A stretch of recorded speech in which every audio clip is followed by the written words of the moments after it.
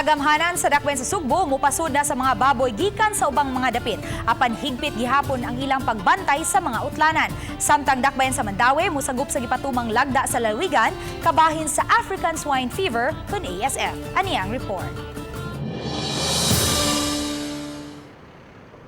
Bisan man tuod nga wa na mosubay ang kagamhanan sa dakbayan sa Sugbo sa color coding apan padayon ang ilang pagpatuman sa border control. Ang color coding maoy mag-ila sa mga dapit diin hikaplagan ang kagaw sa ASF o sa mga lugar nga luwas gikan niini nga maoy usas sa tan-awon sa mga nagbantay sa border control kung angayan bang pasudlon o di.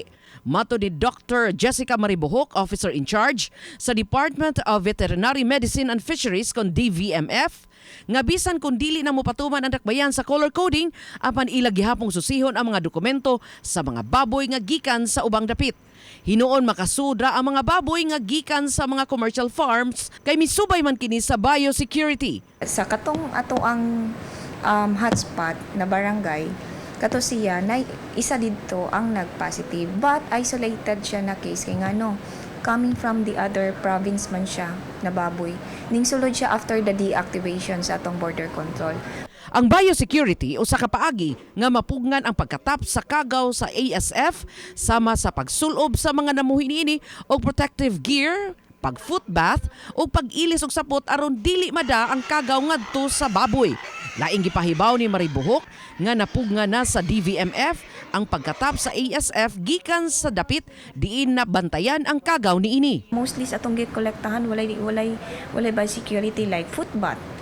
Paglimpyo nila, kung unsa to'y suoton nila sa gawas, adto sila sa ilang silingan na baboy, wala nag-ilis, which is carrier na siya.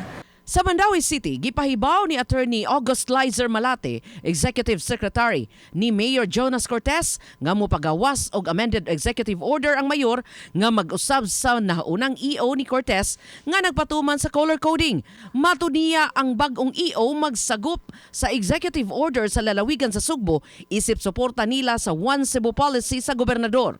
Subay niini, wa na'y ipatuman ang dakbayan sa Mandaue nga mga border control sa mga utlanan sa laing syudad. What really is kanang important is kana bang mga baboy nga atong gipantransportar naa ba na sila igong paagi or igong mga sertifikasyon gikan sa mga certified nga mga tao o mga doktor o veterinarian nga limpyo na siya.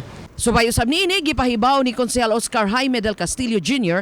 nga mahimong moduso siya og ordinansahon nga maghatag og financial assistance sa mga local hog raisers sa dakbayan kung mahitabo man nga maapektuhan sila sa ASF. Kini ni ang nagbuhi in town ng baboy nga simbako mga disgrasya ang mga baboy may nalasad nga makakuanta nila makaayuda. Obadi Philip Patricio Ogrod Prado, Chelo Valiana, Balitang Bistak.